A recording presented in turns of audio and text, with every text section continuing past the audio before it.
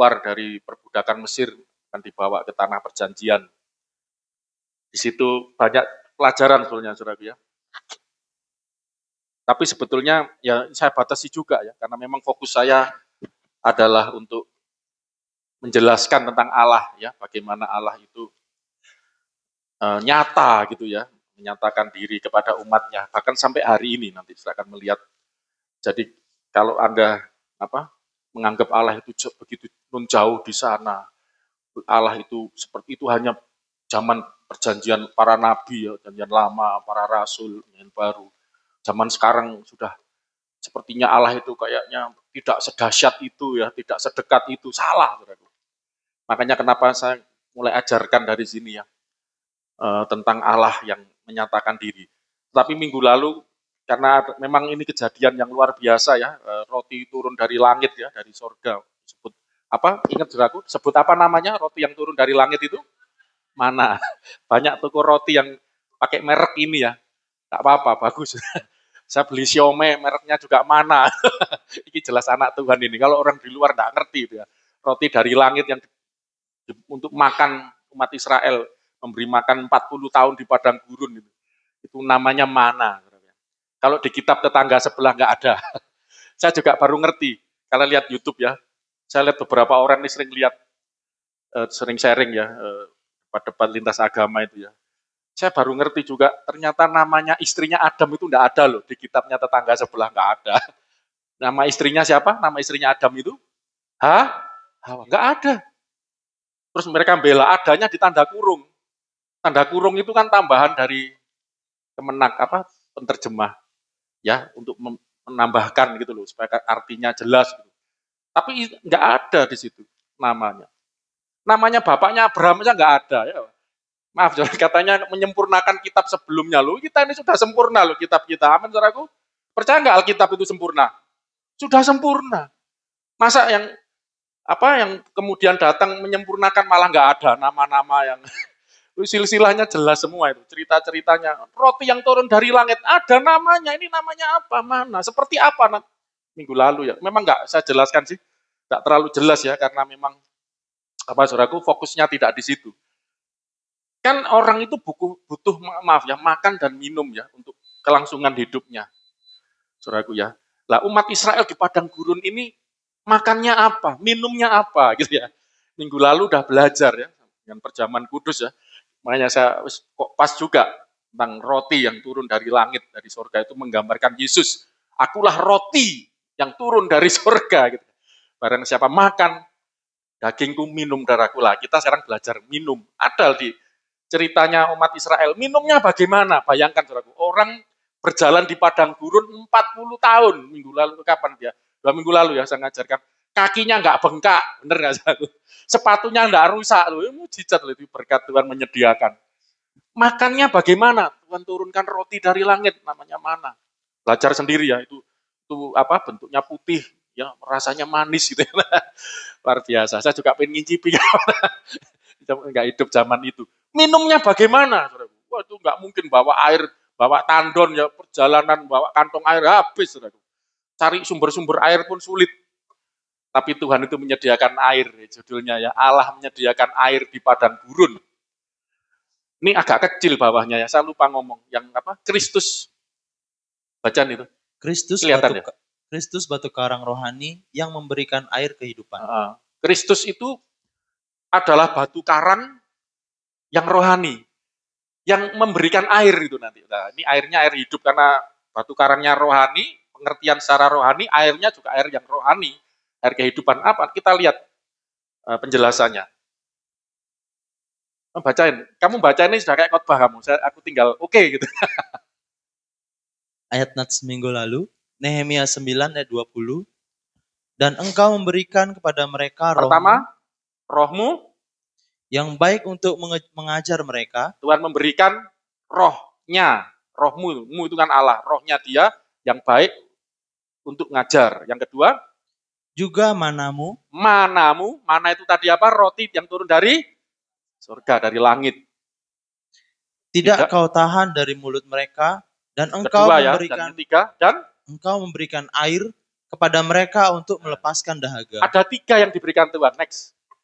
Kepada umatnya dalam perjalanan padang gurun. Pertama, Ada 3 yang dikaruniakan Allah dalam perjalanan umatnya di padang gurun. nanti saya buatkan gini, kamu khotbah pakai ini bisa kamu tinggal baca.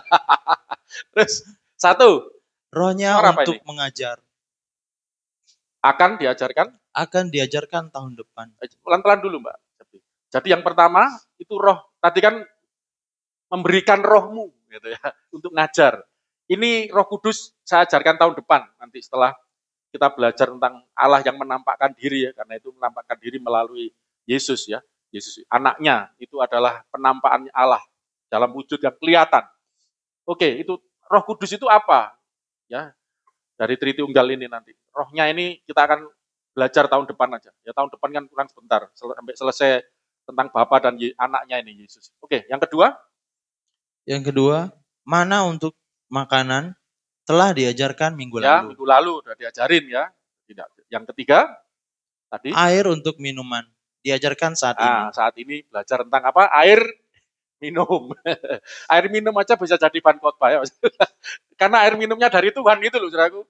Ini air minumnya bukan dari Cleo, Cheers, Aqua enggak ya, dari sumber air dari Tuhan sendiri. Lihat, saudaraku. Tuh, ya.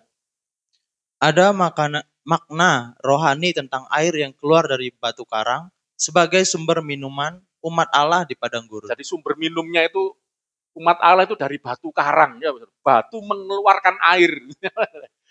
Ya, bagaimana batu ini bisa mengeluarkan air? Ini ada makna rohaninya. Kita lihat makna rohaninya. Sebenarnya balik ya, seharusnya ceritakan yang fisik dulu ya. Tapi ini saya memang tergerak di sini dulu. Tidak apa-apa, udah lihat.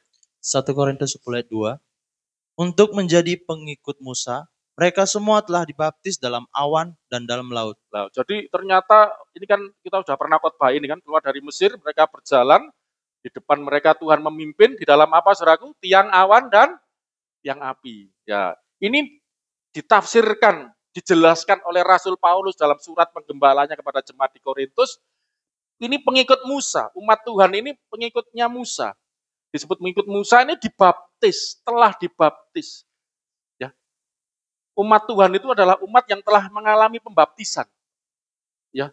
Masuk, baptis artinya baptizo, masuk ke dalam. Isto onoma, menuju ke dalam nama. Ya, dari Bapa, Patir, tu wiu, tu pneuma, ya roh, pneumatos, ya agios, roh kudus. Nanti kita akan belajar juga. Jadi masuk, mereka dibaptis, masuk ke dalam awan, ya, dalam lindungan awan. Juga masuk dalam air, laut ya, kita udah belajar kan. Laut dibelah, mereka masuk lewat. Itu menggambarkan baptisan ternyata. Nanti silakan khotbah ini ya. Pak Petrus doa Bapak kami. Tidak tahu nanti Mas Manuel, Mas Huga, ya, Mbak Ani mungkin nanti. Bisa dikembangkan ini. Bagaimana itu ternyata bermakna baptisan. Kan masuk dalam air ya. Ini bukan berjalan di atas air seperti Tuhan Yesus atau Petrus yang diizinkan itu. Ini masuk, laut dibelah masuk, ada maknanya. Saya tidak bahas itu tapi. Tapi inilah mereka jadi pengikut Musa karena mereka telah masuk di dalam naungan dari awan juga laut. Membuat mereka lepas ya dari kejaran tentara Firaun dan laut itu menenggelamkan tentara Mesir. Oke. Ini yang membuat mereka menjadi umat. Jadi gini, maksud saya, untuk menjadi umat Allah itu ada proses baptisan gitu loh. Ada proses masuk ke dalam. Ya, di dalam naungan Tuhan. Di dalam tiang awan, juga bahkan laut yang dibelah. Jadi ada satu proses pembaptisan di sini. Ya, dalam persekutuan dengan Allah. Dan mereka menjadi umat Tuhan. Dalam hal ini pengikut Musa. Ya, Nabi Musa yang akan menuntun mereka. Mengajar mereka. Terus selanjutnya, ayat 3-nya. Mereka semua, 1 Korintus 10 ayat 3, mereka semua makan makanan rohani yang sama. Mereka dibaptis dengan awan yang sama, masuk ke laut yang sama, mereka juga makan makanan yang sama. Saudaraku ya. Di sini disebut makanan rohani yang sama, itu gambarnya itu, lihat saudaraku, putih-putih itu ya. Saudara nanti lihat sendiri ya, mana itu memang putih warnanya. Ya, bulat-bulat putih. Ini jadi mereka ini bangun tidur. Bangun tidur keluar kemah mereka, keluar itu sudah Banyak ini, saudara, putih-putih ini. Nanti ditumbuk, digiling, jadikan roti, dimakan. Saudara. Jadi itu bahan dimakan.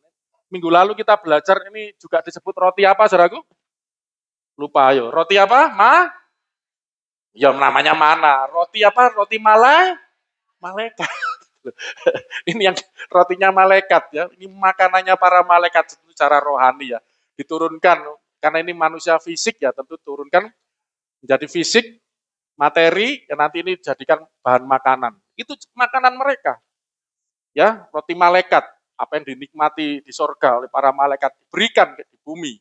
Di bumi seperti di sorga buat umat Tuhan. Terus ayat 4-nya, itu makanannya. Bagaimana dengan minumannya? 1 Korintus 10 ayat 4. Dan mereka semua minum minuman rohani yang sama. Makan, jadi umat Tuhan itu, ya benar tadi Mbak Anik nyanyi ya, ada kesatuan. Oh betapa indahnya dan betapa eloknya. Bila apa?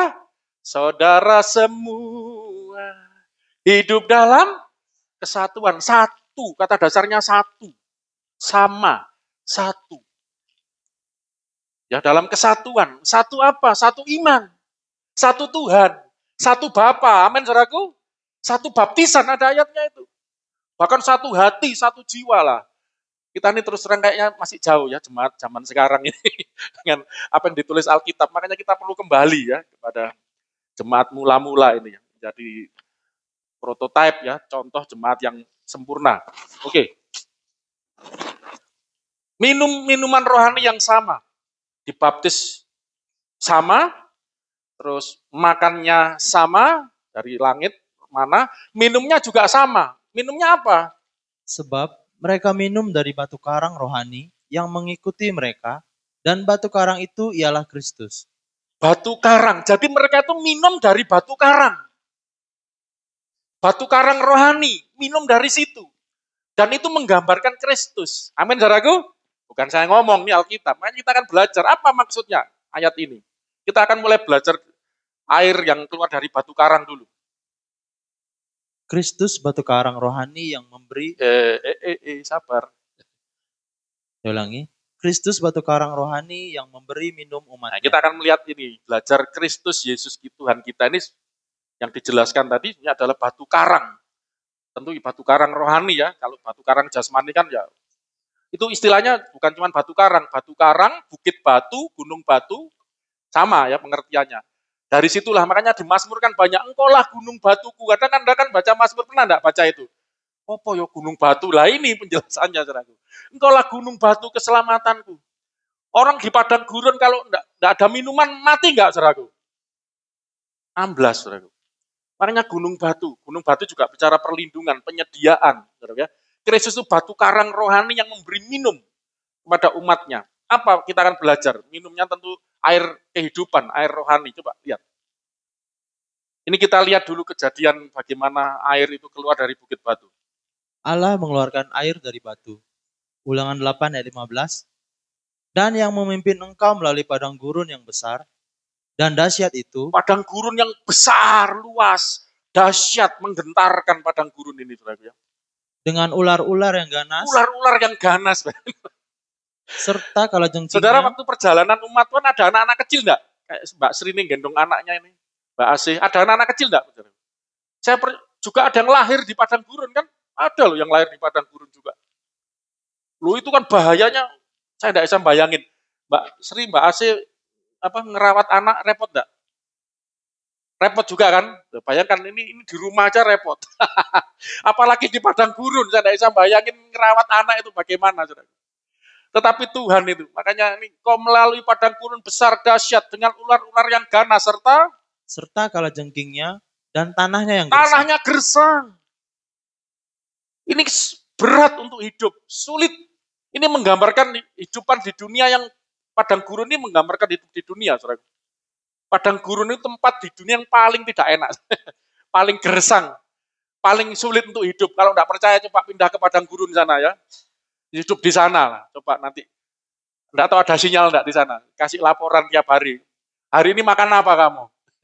Hari ini ngapain kamu? Teler.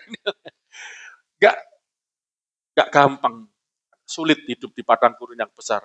Tetapi dia Dia yang membuat air keluar bagimu dari gunung batu yang keras. Ternyata gunung batu. Dia Allah yang membuat air keluar. Katakan air keluar. 1, 2, 3. Air keluar. Bagimu dari mana? Gunung batu yang Gunung keras. batu yang keras. Ini mujizat juga, ya.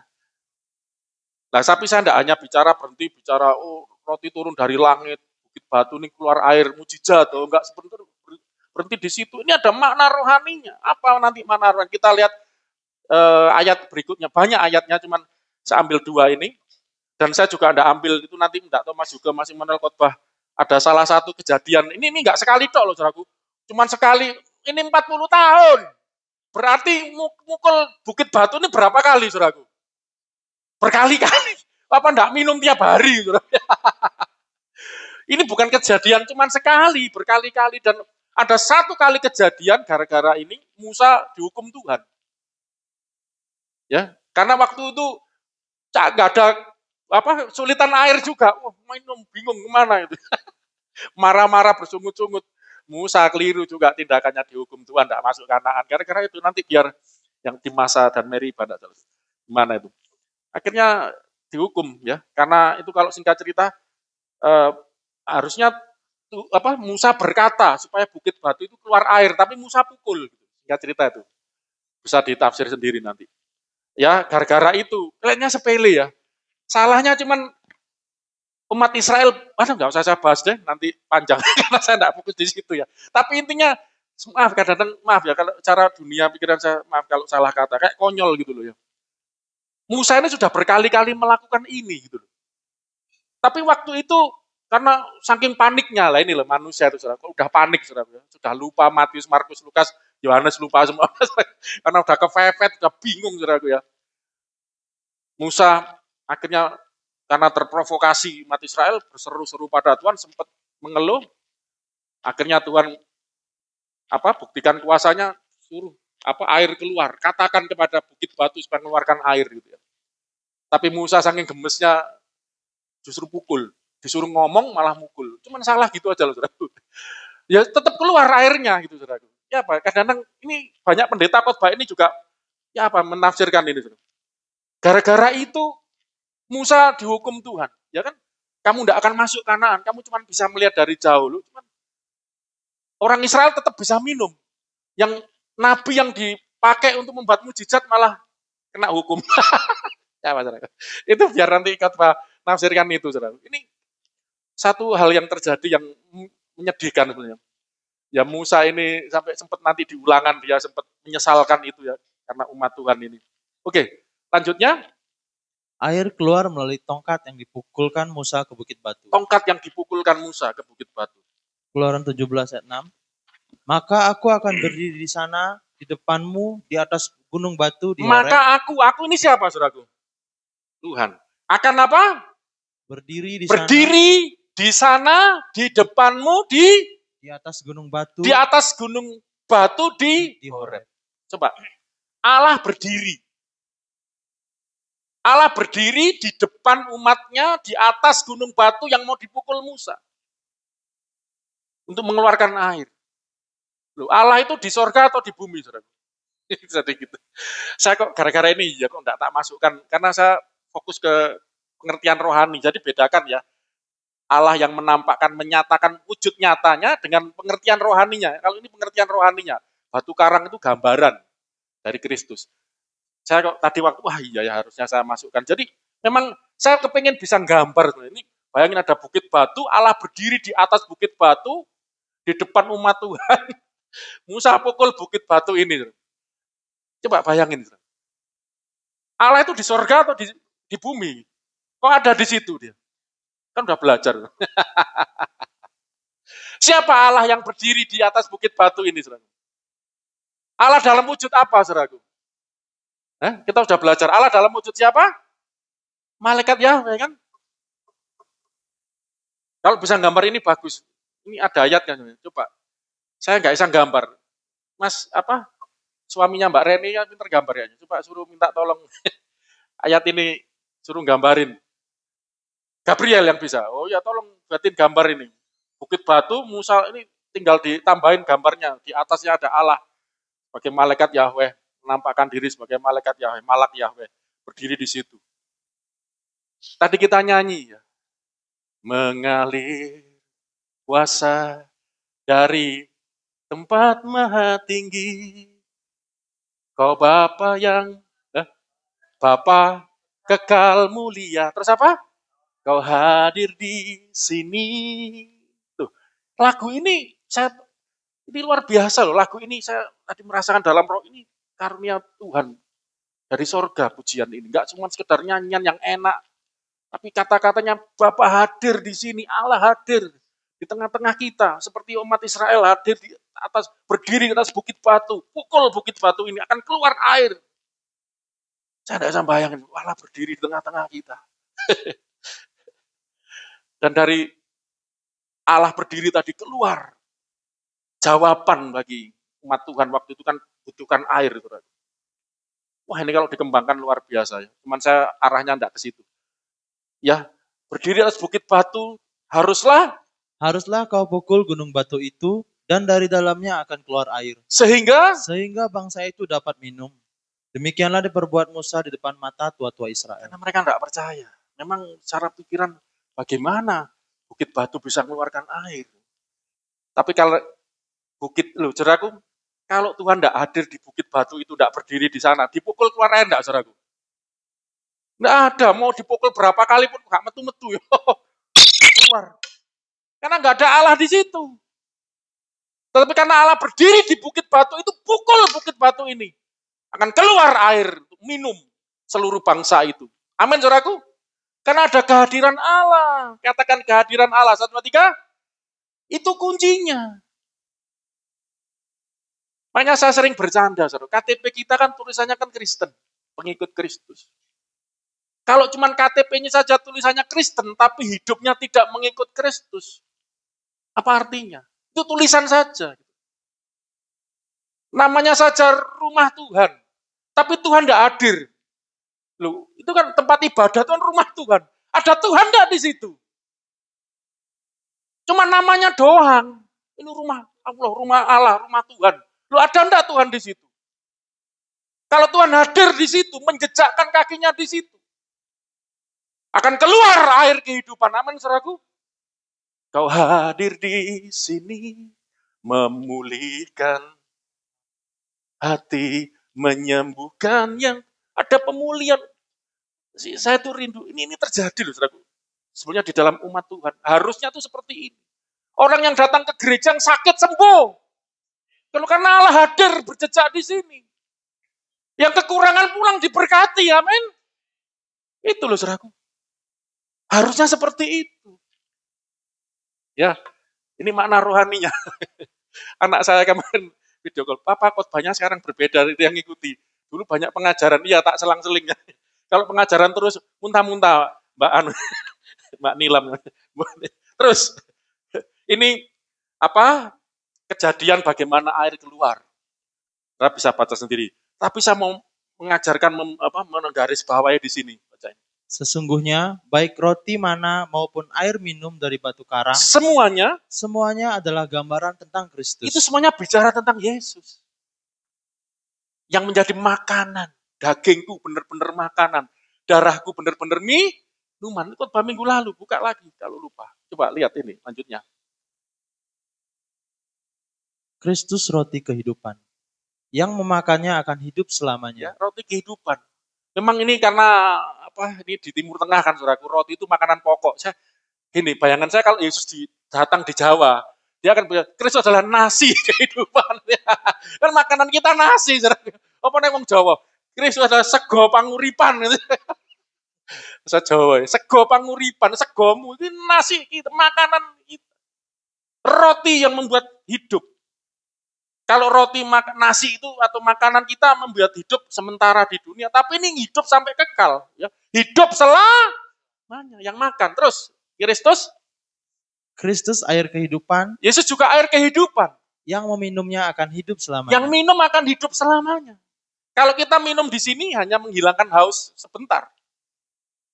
Menghilangkan dehidrasi kita. Tapi kalau minum makan, minum daging dan darahnya Kristus, hidup selamanya. Itu loh gambaran roti. Nah, ini kan makna rohaninya. Itu bicara apa minggu lalu? Persekutuan. Gitu. Itu kita bersekutu dengan Tuhan. Makan dagingnya, minum darah itu bicara persekutuan. Hidup bergaul dengan Tuhan. Itu firman Allah. Ya. Firman Allah itu juga digambarkan roti. Manusia itu bukan dari roti saja. Setiap firman yang keluar dari mulut Allah. Ini rotinya malaikat itu. Firman Allah itu. Air kehidupan juga firman Allah. Juga gambaran Roh Kudus ya. Itu nanti kalau kita belajar tentang Roh Kudus akan saya perdalam. Lanjut. Dari sini kita akan melihat air hidup. Air hidup gambaran Roh Kudus. Nah, kita belajar air hidup sepintas karena memang kita nggak fokus belajar Roh Kudus. Oke? Yohanes 7:37. Ini suaranya juga disetel ya. Treble-nya kurang kayaknya nih. Apa yang baca Mas Putu ini? Treble-nya dinaikin. Air hidup gambaran Roh Kudus. Yohanes 7:37. Dan pada hari terakhir, yaitu pada puncak perayaan itu, Yesus berdiri dan berseru. Yesus berdiri dan berseru. Barang siapa haus, Barang siapa haus, baiklah ia datang kepadaku dan minum. saya mau tanya, pada hari terakhir puncak perayaan, ini ada perayaan 7 hari. Sudah makan, minum, puas. Saya tanya, orang sudah makan, sudah minum, harusnya sudah kenyang belum, saudaraku? Tapi kenapa Yesus berdiri dan berseru, barang siapa haus? Mungkin orang garuk-garuk, kembung aku, gak ngelak aku. Berarti ini Yesus bukan bicara minuman secara jasmani, tapi secara rohani. Barang siapa haus, baiklah ia datang kepadaku dan minum. Minum. Ada tawaran. Barang siapa, karena Yesus ini nunggu sampai selesai. Kamu udah ikut perayaan-perayaan ya. Kamu udah ikut acara-acara ya. Kamu udah ikut ini, itu, dan itu. Coba rasakan. Udah puas belum? Masih haus. Wah, aku udah beribadah. Tiap hari. 5 kali, 5 waktu. Orang Yahudi 7 waktu. Orang Kristen seminggu pisan. Ngono yo gak teko kadang-kadang. Sampai gumun aku. Heran. Setiap hari 5 kali, 7 kali. Iku kok isik kosong aku yo. Kok rasa yang kurang. Anak saya sekarang kalau ke gereja 2 kali. Karena aku kok kurang, tambah lagi. Gak apa-apa. Lu siapa bilang, kamu mau tiap jam ke gereja gak apa-apa. Gitu. Tanya, kayak anak kecil yang datang gereja. Gak apa-apa. Waktunya biar menemukan, karena sambil ikutin punyanya kita deh. Gitu. Oh, kayak. Sudah, ya kan gak tahu. Makanya saya tadi doa, yang online. Kan saudara tadi di jamaah Tuhan enggak, saudaraku? Rasakan enggak, saudaraku? Bener kan? Lah, saya berdoa, kita berdoakan juga yang online. Lihat, yang ditayangkan kan di depan. Yang belakang enggak lihat. Saya berharap yang online pun ketika dengar, saya enggak tahu yang buka online, saudara merasa terjamah juga enggak? Kalau ngulangi lagi atau temennya dibagikan orang lain lihat, udah pernah dapat feedback enggak? Masukan enggak? Ngerasain enggak? Di jamaah Tuhan juga enggak? Gitu. Itu yang saya rindukan, saudara. Ada suara, iya. Mbak Sari pernah online kan, lembur. Terjamah juga enggak? Jangan membesarkan hati kita. Yang beneran, bener Mbak. Iya, luar biasa. Kan pernah lembur. Kemana Mbak Sari lembur? Waduh. Terus dia online ya, ngikutin. Padahal suaranya gresek-gresek ya. Saya lagi berdoa, iya juga ya. Kamu gresek-gresek terjamah Tuhan juga. Kita doakan saudaraku. Mas juga ini bisa ya, tapi butuh dana kayaknya ya untuk buat ini suaranya, soundnya keluar. Ini kan suara asli. Udah kan pernah ngene. Ini suara pernah keliru gitu loh. Gak jelas ini. Tapi lumayan agak bersih. Saya berdoa lebih bersih lagi lah. Nanti ada alat katanya. Iya Mas, bener kan? Ada alat yang bisa buat jadi masuk semua kayak denger musik audio dari tape gitu loh. Orang kuno yang ngomong tape, sekarang tape enggak ada. Tape masih ada, tulisannya tape. Sudah enggak ada tape, ini orang kuno. Jadi orang sudah tetap selama tidak bersekutu dengan Tuhan Yesus, lupa. Saya kan sudah datang ke gereja. Saya kan sudah ngerti Yesus, sudah tak hafal ceritanya Yesus, bukan masalah itu. Barang siapa tinggal di dalam aku, ya dan aku di dalam dia itu. Seperti ranting yang tinggal pada pokok anggurnya. Ada dekat dengan Tuhan, bersekutu, mengalami persekutuan. Saya mau tanya, memang ada gereja-gereja nggak percaya gini, bahwa Tuhan berbicara, bahwa Tuhan berbicara kepada umatnya, bisa ngomong. Umatnya ini bisa mendengar suara Tuhan. Memang ada nggak percaya, itu urusan masing-masing. Silahkan, kalau engkau memang nggak percaya, kan itu urusanmu. Tapi saya percaya, saya mau tanya jemaat di sini, Anda mendengar suara Tuhan? Pernah enggak Anda dengar suara Tuhan bicara dengan lembut di hati saudara? Coba jujur aja, angkat, saya videonya di bawah. Siapa yang pernah ngalami, ya minimal sekali lah, nggak apa-apa daripada enggak sama sekali. Tuhan bicara di dalam hatinya, aja Pak. Loh ya kan? Ini loh saksi-saksi hidup. Bahkan saya percaya ada dapat penglihatan-penglihatan kan? Ya yang mojok itu, bos saya diliatin apa enggak? Dulu melihat Yesus. Harus konsisten Mas Heru. Saya kan ngomong jangan kayak yoyo. Nah, geleng-geleng dah. Mana cendol dawetmu? Bubar Pak ya. Kasihan. Ya harus persekutu. Kadang melalui persekutuan seperti itu. Oke ya. Jadi perlu ngalami, perlu minum langsung. Barang siapa haus, datang kepadaku, kata Tuhan Yesus. Ini di bait Allah loh, saudaraku. Ini di bait Allah. Mereka sudah di bait Allah, sudah masuk bait Allah, sudah beribadah. Apa yang kurang? Saya sudah agama Kristen, Pak. Saya pemimpin penyanyi, pemimpin pujian. Saya pengkhotbah. Loh, kalau engkau tidak datang pada Yesus, kalau engkau nggak ngalami Yesus, tidak ada persoalan dengan Yesus, nggak ada artinya. Bahkan Anda kalau perlu tinggal di gereja, tidur di gereja. Kalau nggak ngalami persekutuan dengan Kristus, tidak ada artinya. Makan, minum daging dan darahnya Kristus. Air kehidupan itu. Coba lanjut. Datang kepadaku dan minum. Selanjutnya. Yohanes 7 ayat 38-39. Barang siapa percaya kepadaku. Yang dimaksud minum. Datang padaku dan minum. Ini maksudnya barang siapa percaya kepadaku. Percaya kepadaku. Percaya kepada Yesus. Katakan 1, 2, 3. Percaya kepada Yesus. Loh, saudaraku percaya itu macam-macam, saudaraku. Tidak percaya, kurang percaya. Kecil imanmu, lemah imanmu. Ya toh? Atau iman sebesar biji sesawi. Ada iman walaupun paling kecil loh, sudah bisa memindahkan gunung. Ada yang tidak ada iman yang sebesar ini, iman yang besar. Ada iman yang sempurna. Tuh. Tergantung percaya yang bagaimana. Percaya tapi kurang. Engkau yang kurang percaya, itu mau tenggelam di kapal itu. Waktu naik perahu itu kurang percaya kan?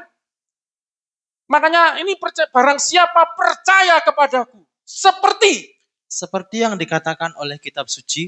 Ada standarnya, ada ukurannya. Seperti pas. Dengan apa yang dikatakan kitab suci. Bukan iman buatannya sendiri. Bukan iman ikut-ikutan. Maka saya kepengen Anda bukan beriman hanya karena, Pak Agung, percaya loh, ojo percaya omonganku.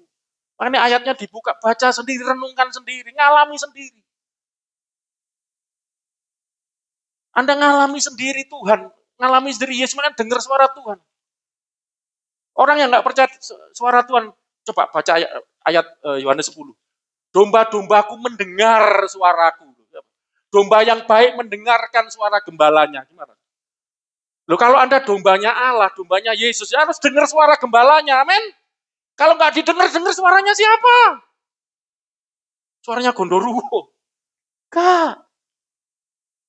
Ayo, masuk suka film horor. Sampai hari ini. Seperti yang dikatakan kitab suci. Apa yang terjadi? Ini loh orang yang datang pada Yesus, minum dari Yesus. Itu artinya percaya pada Yesus seperti yang dikatakan kitab suci. Tepat seperti imannya nggak tambah, nggak pas gitu, sesuai. Ya. Yang terjadi apa? Dari dalam hatinya akan mengalir aliran-aliran air hidup. Ini loh minumnya seperti dari dalam hatinya akan mengalir aliran-aliran air hidup. Allah itu mengeluarkan air dari bukit batu. Itu anggap aja gambaran hati kita. hati yang keras pun. Ini mau sentak kok nyanyi mau kok ngilang balik dari jamaah Tuhan. Hati yang keras pun. Anda mungkin punya anak-anak yang hatinya masih keras, orang tua, saudara. Wah, toh si hati ini gak bertemu, baru diomong keluar ya, kok dawa umure. Kamu kencing apa? Beol lama banget. Yes. Nanti rekaman khotbahnya dengerin lu ya. Kamu tak tanyain nanti ya. Wah kamu ini. Bukit Batu, coba gini. Kenapa? Ini kan air ini keluar dari mana? Dari dalam keluar air. Kalau kejadian umat Israel, air keluar dari mana? Bukit Batu. Berarti ada air keluar dari Bukit Batu dari ini. Kalau kita komparasikan, coba kita persamakan. Itu gambaran hati manusia. Bukit Batu itu keras, orang gembuk, watos. Tapi karena tadi kenapa kok bisa keluar air? Kenapa Bukit Batu bisa mengeluarkan air tadi? Ayo, lupa nggak? Ingat nggak? Kenapa? Saya pengen, yang satunya dipukul Musa. Coba jawaban lain? Karena Allah berdiri. Saya juga ngasih judulnya salah, terpancing di situ. Memang yang kasat mata Musa pukul. Tapi kenyataannya karena Allah berdiri di Bukit Batu, pukul Bukit Batu ini. Pak, pukul ini. Anda bertobat bukan karena khotbah saya. Tapi karena Allah berdiri di hati Anda, amin. Itu loh. Makanya pendeta nggak boleh GR. Saya udah banyak bawa orang terima Yesus. Walaupun nanti kelanjutannya memang prosesnya macam-macam ya, kayak saudaranya Mbak Sri. yang diserahkan sama Tuhan. Memang satu jiwa itu berharga banget kok. Satu jiwa diselamatkan, sisi surga bersorak-sorai. Satu aja loh, mahal banget. Ketika Anda mungkin memimpin pujiannya, nyembah bersaksi orang di jamaah, jangan sombong. Itu seperti Musa mukul tongkat. Kalau nggak ada Allah berdiri situ, nggak ada hasilnya. Anda mau nyanyi, mau khotbah, sampai otot keluar semua. Anda bersaksi sampai muncrat-muncrat, meludahi orangnya, malah dikaplok, ini ngobrol. Gak akan bertobat. Kalau nggak Allah hadir di dalam hatinya. Allah hadir itu karena Kristus. Orang percaya Yesus. Karena Allah itu tersembunyi. Nggak kelihatan. Jauh. Hanya jadi dekat karena melalui Kristus. Allah menampakkan dirinya melalui Yesus. Bapa, Allah itu Bapa itu datang kepada melalui Yesus. Barang siapa lihat aku, dia telah lihat Bapa. Mengenal aku, mengenal Bapa. Ya. Makanya Anda jangan hanya sekedar percaya. Jangan ya sekedar apa ya yang percaya. Tapi ini percaya sesuai dengan kitab suci. Katakan sesuai dengan kitab suci. 1, 2, 3. Dibaca enggak kitab sucinya? Ini masalahnya kan. Aduh. Hampir semua pendeta tanya, jemaat gimana? Baca Alkitab. Ya, haleluya, halelupa. Wangel Pak. Ya minimal, makanya kalau saya beri bahan khotbah, minimal ada gambarnya bagus dibaca. Lumayan lah baca dikit-dikit gitu, saudara ya. Sambil dimengerti. Dari dalam hatinya mengalir aliran air hidup. Keluar. Bukit Batu yang keras, hati yang keras pun, kalau Allah hadir. Gembuk, saudaraku. Bisa keluar air. Itu apa sih air kehidupan yang keluar itu? Yang dimaksudkannya ialah roh yang akan diterima oleh mereka yang percaya kepadanya. Yang dimaksud aliran air hidup ini ternyata yang dimaksud apa? Saya tidak perlu menafsirkan loh, tidak perlu terjemahkan. Saya berusaha khotbah itu sedikit menafsir, sedikit menerjemahkan. Tinggal ini aja loh, apa? Sudah ada penjelasannya dari Alkitab sendiri. Yang dimaksud aliran air hidup yang keluar itu tadi dari Bukit Batu, dari hati manusia itu ternyata yang dimaksud siapa? Apa? Roh. Ya Roh Kudus yang akan diterima. Siapa yang terima ini? Oleh mereka yang percaya kepadanya. Yang percaya, katakan yang percaya. 1, 2, 3.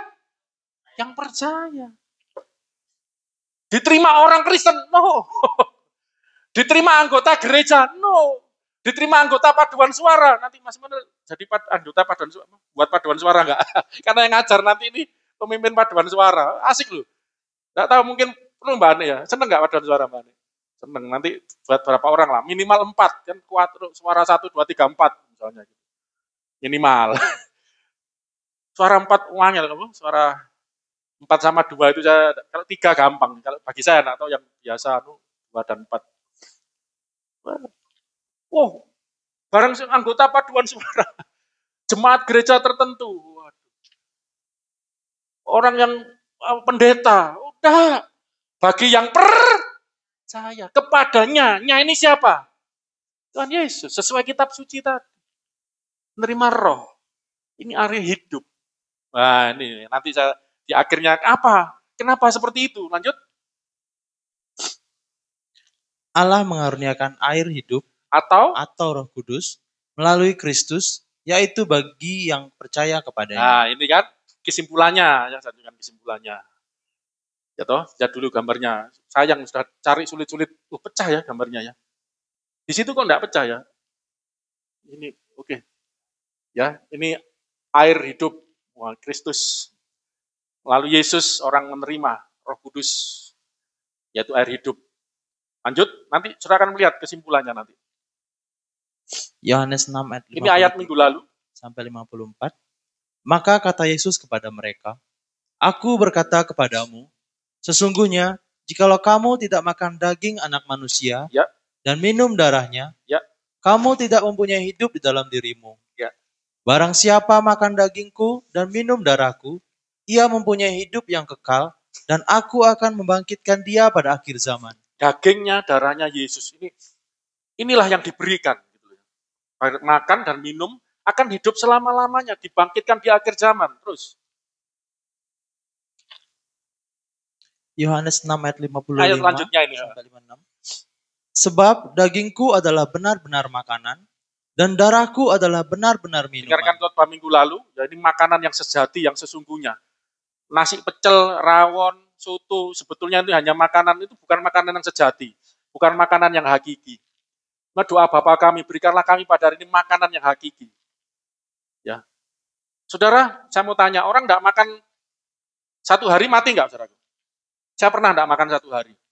Saya pernah dalam satu keadaan, bukan puasa, memang dalam keadaan waktu itu lagi misi, satu pelayanan ya, tidak ada makanan.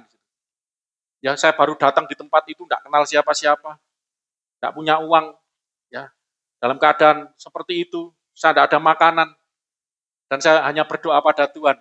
Dan puji Tuhan, saya berapa kali sering dengar kesaksian ketika orang seperti itu berseru, Tuhan kirim makanan.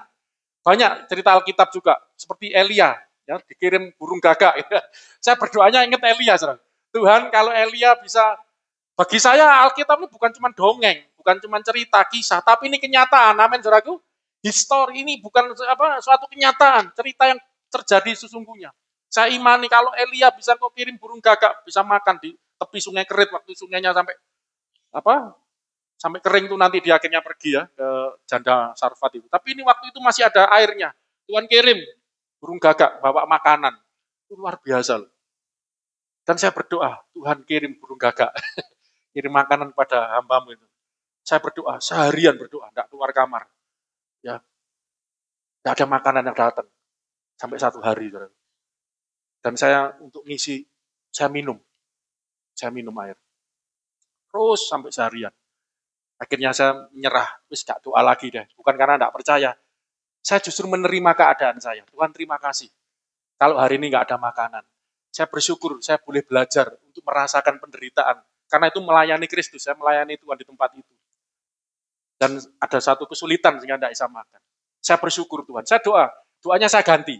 Maaf ya, bahan doanya masih saya sempurnakan. Salah satu doa itu bersyukur. Syukur itu doa loh, saudara. Jadi doa itu enggak cuma minta, mohon. Saya stop mohon makanan. Saya stop, saya ganti bersyukur. Terima kasih Tuhan, saya boleh menderita untuk melayani Engkau. Haleluya, amin. Tidur, saudara. Dengan kembung, karena banyak minum air. Tidak makan, saya tidak mati. Pokoknya ada minum, lumayan. Besok, tidak tahu. Mati pun sudah menghadap Tuhan. Melayani dia. Udah, saya santai aja. Besok beneran. Burung gagak datang. Anak remaja. Ketok-ketok. Saya baru, itu pertama saya pelayanan di Solo. Tidak kenal siapa-siapa. Enggak ada yang ngurusi, saudara. Menurut saya juga keliru ngatur. Enggak kenal siapa. Saya tuh mau minta makan, enggak mau saya. Bukan gengsi loh. Saya juga enggak kenal, enggak enak lah. Saya diam aja di kamar doa itu. Biar yang berbelas kasihan. Biar belas kasihan. Beneran anak remaja datang ketok-ketok. Agung. Oh ya apa? Saya buka pintu pastori itu. Ini tadi mama masak babi, Solo kan babi itu banyak, pinggir jalan aja, anjing guguk yo, dimasak banyak aja, tinggal makan. Ini masak baikut, baikut itu apa? Iga babi. Ini tadi kok inget Pak Agung terus suruh bawa, padahal belum kenal, saya wajahnya ibunya aja nggak ngerti yang mana. Oh ya terima kasih, puji Tuhan ada makanan. Oh iya ya saya dalam hati ini burung gagak datang, makasih ya. Waduh, terima kasih, akhirnya saya makan. Udah gitu, basa Jawane alot saudaraku. Udah lapar, wah, kayak dipangan ini saya sesep-sesep aja. Apa? Dagingnya keras itu loh, saudaraku. Masih lihat. Aduh, akhirnya saya puji Tuhan lah ada yang dimasuk ke perut. Saudara. Saya ngalami itu. Ya kan? Itu makanan jasmani. Tidak masalah. Yang penting ada firman Tuhan. Amin. Daging dan darah itu bicara firman. Air kehidupan itu bicara firman. Bicara Roh Kudus. Ada iman. Makanya yang membuat saya bertahan bisa kuat karena apa? Ada pengharapan pada ada firman Tuhan, ingat tentang Elia, ingat tentang bersyukur, tentang menderita. Itu kan firman Tuhan semua dihayati, direnungkan, diimani. Dan tidak lama kemudian teman saya yang ngajak pelayanan ini kan sebenarnya dia yang ngajak saya. Dia yang apa? Maksudnya untuk membiayai karena kan memang saya nggak punya uang. Saya waktu itu habis di PHK diajak. Ternyata dia ada perlu, tak tinggal dulu ya, lupa ninggalin uang saya, saudaraku. Haleluya. Untung kok pulang. Loh, sorry kok diajak makan. Udah akhirnya balas dendam ya. Istri saya sempat kan sering dengar kesaksiannya kan enggak ada makanan sama sekali waktu melayani awal-awal di Mojokerto. Tuhan kirim apa sayang? Kalau Elia dikirim burung gagak, Tuhan ngirim apa sama kamu? Kok kok kok kok kok. Ayam. Kotek kotek kotek kotek. Anak ayam. Mas Heru, ayam tuh datang bertelur berapa telurnya? Wah 20. Gak jebol itu nih. Bener lah kamu gak salah ngitung. Karena yang nganu dia saudara. Oh ngangkermi. Ah ya, tapi ngerami. Udah ayam Tuhan lu bisa kirim ayamnya tetangga. Kita kan waktu itu masih baru rumahnya, nggak ngerti tetangga, belum kenal juga. Ini ayamnya siapa juga nggak ngerti, mau dikembalikan siapa nggak ngerti. Datang masuk pagar. Plok, plok, plok. Ada makanan. Kenapa harus takut? Amin. Inilah makanan yang sesungguhnya, iman. Amin. Uang mejen, nggak apa-apa, nggak punya uang, oke. Okay. Nggak ada beras, nggak apa-apa. Yang penting jangan sampai tidak ada firman Tuhan, amin. Jangan sampai tidak ada iman. Dagingku benar-benar makanan, darahku benar-benar minuman. Barang siapa datang, ini loh air kehidupan yang sejati. Loh mereka sudah makan loh, sudah minum loh. Tuhan itu belum makanan dan minuman. Ini loh, aku ini loh. Amin. Barang siapa makan dagingku dan minum darahku, ia tinggal dalam aku. Dan aku di dalam dia. Dan aku dalam dia. Persekutuan. Katakan persekutu. 1, 2, 3. Dengan Kristus. Ayo, praktekkan itu, saudaraku. Ya, jangan cuma datang pulang gereja saja. Terus, lanjut. Nanti kesimpulannya. Yohanes 6 ayat 57. Kenapa kok makan Tuhan Yesus, bersekutu dengan Yesus, ada kehidupan ini? Sama seperti Bapa yang hidup mengutus aku, dan aku hidup oleh Bapa, demikian juga barang siapa yang memakan aku akan hidup oleh aku. Ayat ini bisa dibandingkan. Saya kok waktu itu ingatnya baru di sini. Makanya saya ini nggak biasa buat bahannya. Khotbah itu saat keluarnya. Keluarnya baru tadi. Coba kamu nggak ada bisa dikeluarin ini enggak? Yohanes pasal 5 ayat 11, mulai 11. Yohanes atau mulai 9 biar lebih enak 9. Oh, enggak, 11 saja biar cepat karena waktu ya, ayat 11. Yohanes. Enggak apa-apa lah, terlanjur 9, enggak apa. 1 Yohanes. Nah, langsung 11 saja kalau bukan Yohanes, 1 Yohanes, surat 1 Yohanes. Nanti Mbak Nilam bisa nambah ini enggak? Ayatnya ya. Biar jemaat dapat kiriman ini sambil baca Alkitab lah. Kalau malas buka-buka Alkitab ini ada gambar-gambarnya. Membantulah. 1 Yohanes 5 ayat 11. Dan inilah kesaksian itu, Allah telah mengaruniakan hidup yang kekal. Allah telah mengaruniakan hidup yang kekal kepada kita. Bentar dulu. Allah memelihara umatnya, memberikan, mengaruniakan tuh mungkin bahasa apa ya, pemberian itu. Mengaruniakan, memberi hidup yang kekal. Umat Tuhan diberi roti dari langit. Umat Tuhan diberi air yang keluar dari bukit batu di mana Allah berdiri di sana. Pukul sini, keluar. Itu menggambarkan untuk makan minum itu untuk apa, saudaraku? Untuk hidup kan? Itu menggambarkan hidup yang kekal. Ini gambaran yang rohani itu hidup kekal. Mengaruniakan memberi hidup kekal kepada kita Dan hidup itu ada di dalam anaknya. hidup itu ada di dalam. Katakan di dalam, 1, 2, 3. Di dalam siapa? Anaknya ini siapa yang dimaksud? Yesus Kristus. Makanya kenapa dagingnya benar-benar makanan, darahnya benar-benar makanan dan minuman. Karena disitulah ada hidup yang dikaruniakan Allah. Hidupnya Allah diberikan kepada kita, hidup kekal itu hidupnya Allah. Diberikan melalui dalam dirinya Kristus, di dalam anaknya. Terus, 12.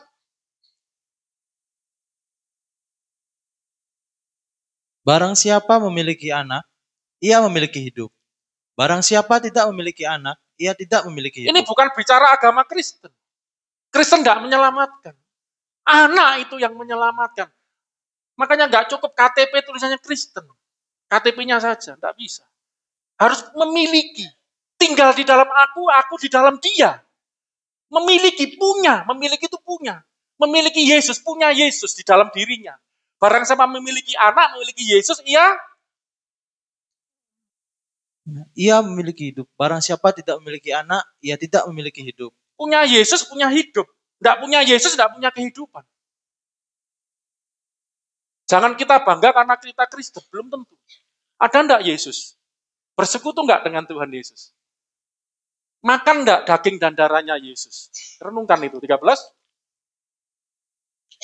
Semuanya itu kutuliskan kepada kamu, supaya kamu yang percaya kepada nama anak Allah, tahu bahwa kamu memiliki hidup yang kekal. Nah, supaya kita tahu. Kamu percaya kepada nama anak Allah. Percaya, akhirnya kamu memiliki hidup yang kekal. Oke, balik ya. Jadi inilah kenapa makan daging Yesus, minum darah Yesus, ada kehidupan yang kekal. Karena hidupnya kekal, hidup Allah yang kekal itu diberikan kepada anak. Ada di dalam anak. Gitu loh, saudaraku. Yang punya anak, punya hidup. Enggak punya anak, bukan punya anak. Ini saudara. Masih punya anak, punya Yesus. Kan hidup. Enggak punya Yesus, enggak punya hidup. Memiliki itu artinya pada persekutuan dengan Tuhan Yesus. Oke, lanjut. Baca ini. Diulangi lagi. Sama seperti Bapa yang hidup mengutus aku, ya kan?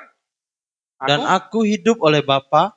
Demikian juga barang siapa yang memakan aku akan hidup oleh aku. Barang siapa memakan aku, memakan Yesus.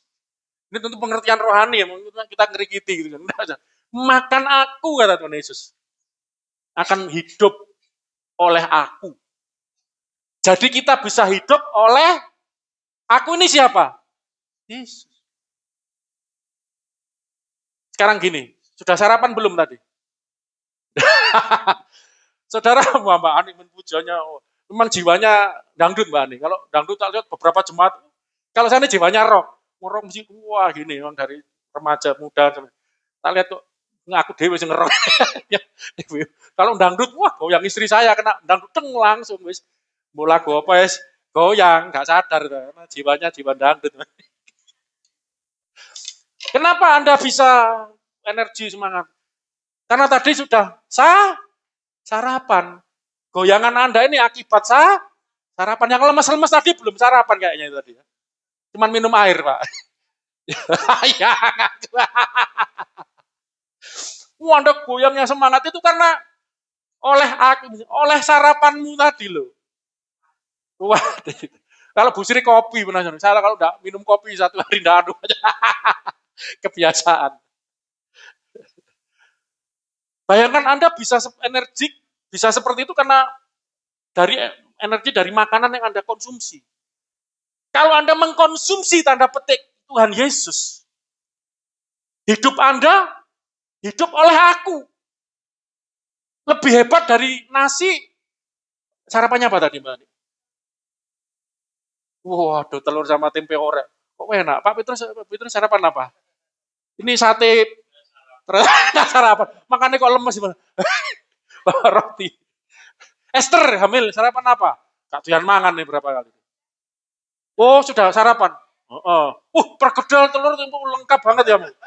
Iya, karena kamu makanmu harus banyak loh. Anak-anak ada anakmu di dalam ini. Hah? Alas apa padang geragas ya. Itu yang membuat kita jadi berenergi. Bayangkan energinya karena ada makanan yang kita konsumsi. Kalau yang kita konsumsi tanda petik Tuhan Yesus, tidak bisa terbayangkan bagaimana energi yang keluar. Amin. Hidup oleh Yesus. Gak bisa bayangin saya. Menjadi sumber energi kita. Sumber hikmat kita. Sumber ide kita. Waduh, saya merindukan itu banget. Bukan berarti saya sudah sempurna. Saya terus belajar untuk makan ini loh. Minum Tuhan Yesus ini jadi konsumsi hidup saya. Lanjut, nanti kesimpulannya ada. Allah mengaruniakan roh. Tadi sarapan apa gelegean Bu? Enak banget nggak dibawa ke sini. Wah, sayur asem makanya gelegean ini. Kok gini Bu? Tidak apa-apa, kita keluarga. Enak sayur asem. Terus, ayo.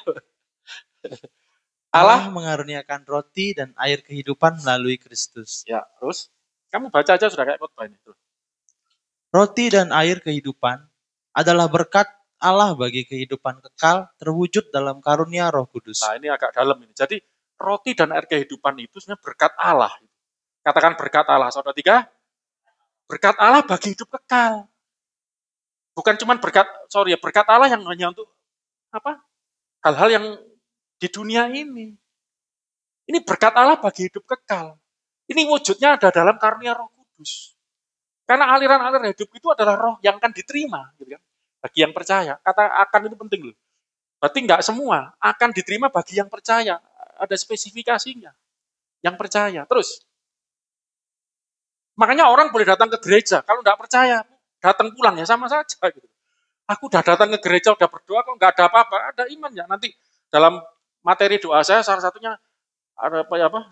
Penyertaan doa. Doa itu harus disertai apa saja? Dengan syukur. Salah satu dengan iman. Itu penting. Kalau tanpa iman, ke gereja pun tanpa iman, gitu. Nggak ada yang terjadi. Terus Roma 8 satu tutup ayat ini. Dan jika roh dia, nah ini kenapa roh itu memberi hidup kekal? Roh dia ini Allah, rohnya Allah. Yang telah membangkitkan Yesus dari antara orang mati. Roh Allah, roh Bapa ini, yang disebut Roh Kudus, telah membangkitkan Yesus dari antara orang mati. Jadi Yesus bangkit itu karena ada roh Allah yang membangkitkan. Gitu. Roh itu kehidupan. Membangkitkan tubuhnya ya. Oh Tuhan kok mati? Yang mati itu tubuhnya. Tubuh kita kalau roh keluar nggak mati. Nah itu kan tubuhnya Yesus secara manusia. Roh itu keluar. Rohnya Yesus keluar kemana? Ya udah belajar lupa ya. Tak ulang-ulang lagi. Turun kemana? Alam kematian, Hades.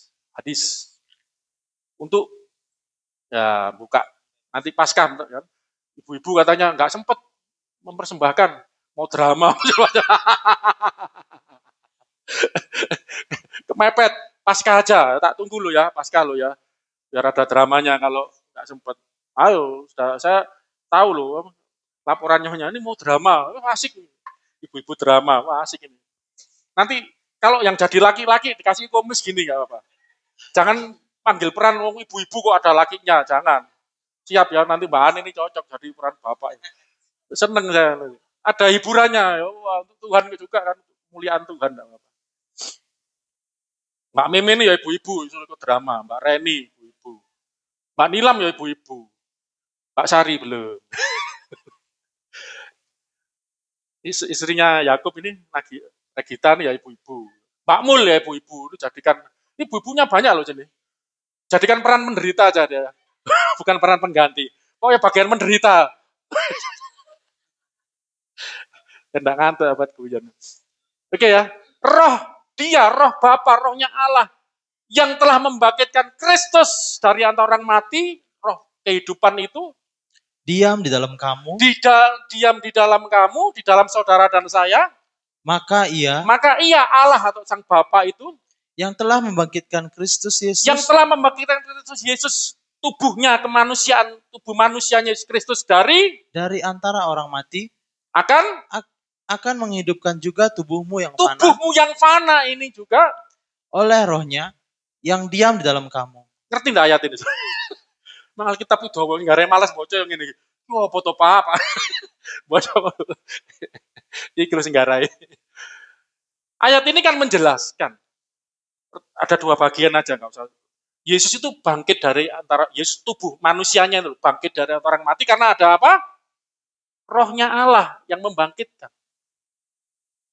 Kalau roh Allah yang membangkitkan Yesus 3 hari bangkit keluar dari kubur itu, saudaraku, nampakkan diri 40.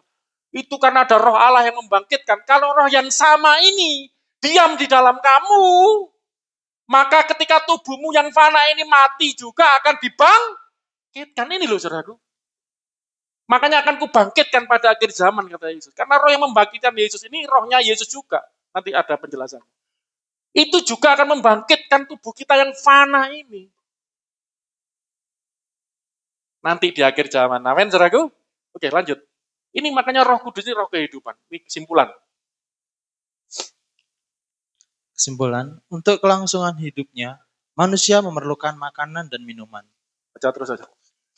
Demikian pula dengan umat Allah yang sedang berjalan di tengah padang gurun, yang sulit untuk mendapatkan makanan dan minuman, terlebih bagi sekitar 3 juta jiwa. Lanjut. Perlu makan minum. 3 juta orang apalagi di padang gurun. Kalau nggak makan minum, nggak bisa survive kehidupannya. Mereka mendapatkan makanan dan minuman dari mana? Dari pemeliharaan Allah dengan menurunkan roti dari langit dan air yang keluar dari batu karang. Ini bukti ini Tuhan bisa pelihara sekalipun di padang gurun yang ganas, yang dahsyat tadi. Roti dan air tersebut sesungguhnya menggambarkan kehidupan yang bersifat kekal yang diberikan Allah kepada umatnya. Ini sebetulnya hanya gambaran saja. Katakan gambaran. 1, 2, 3. Gambaran rohaninya itu adalah kehidupan, melangsungkan, memelihara kehidupan umatnya, hidup kekal. Kalau umat Allah nggak hidup kekal, setelah mati, binasa. Loh, Tuhan cari umatku mana? Umatku hilang semua.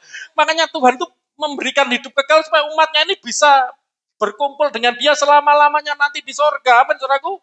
Makanya perlu diberi makanan rohani. Roti yang dari langit, air yang dari batu karang, itu adalah gambaran Yesus Kristus. Batu karang yang mengikuti mereka, yang menyediakan air kehidupan. Barang siapa datang padaku akan berikan air kehidupan dari dalam hati yang mengalir, roh itu membangkitkan dia sekalipun mati.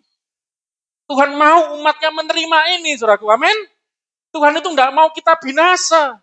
Tuhan mau kita menerima hidup, bahkan yang hidup selama-lamanya. Amin, saudaraku. Itu yang Tuhan mau. Makanya diberikan ini. Terus. Dan terakhir ini. Api gambar air. Jadi kasih ayatnya di sini. Loh, bubar. Yang paling terakhir. Liru. Haleluya. Wis tak wocone. Nah, dan hidup kekal tersebut ada di dalam anaknya. Nanti kita lihat ya, ayat 1 Yohanes 5 ayat 11 di dalam anaknya Yesus Kristus. Barang siapa yang menerima Kristus akan mendapatkan hidup yang kekal. Amin, saudaraku. Saya akan tutup gini. Hidup kekal, hidup selamanya. Itu berkat Allah yang terbaik buat hidup kita. Ini berkat yang abadi. Kekal itu gini loh, tidak ada habisnya. Berkat yang terus-menerus, yang abadi, yang ada buat hidup kita ini akan terus ada. Yang berkat seperti ini aja diberikan kepada kita. Diberikan kepada kita untuk bersama dia selamanya. Apalagi berkat-berkat yang cuma di bumi. Amin, saudaraku. Yang cuma makan, minum, sandang, papan, pangan. Tidak ada masalah. Bagi Tuhan. Kenapa takut? Jangan takut, jangan khawatir. Kata Tuhan. Cari dahulu kerajaan Allah dan kebenarannya. Semuanya akan ditambahkan. Kesaksian saya sedikit-sedikit tadi ini.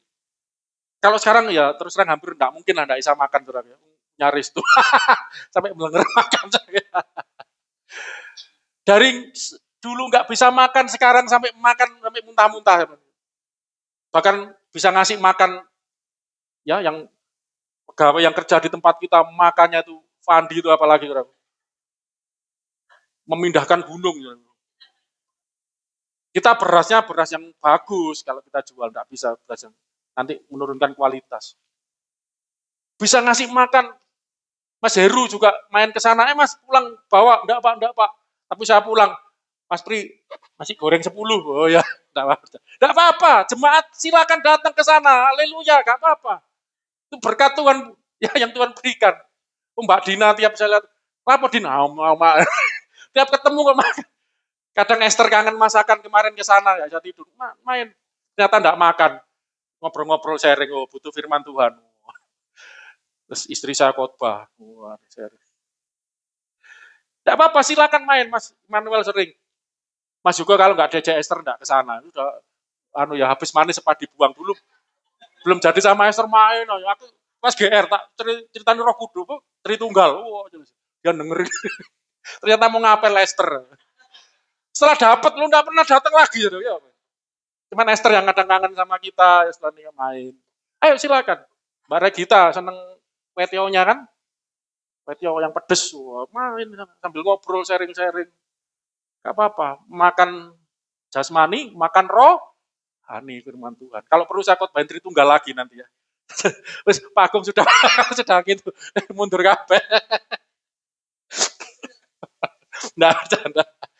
Ya. Tuhan bersama kita, Tuhan memberkati kita. Amin. Mari kita akhiri.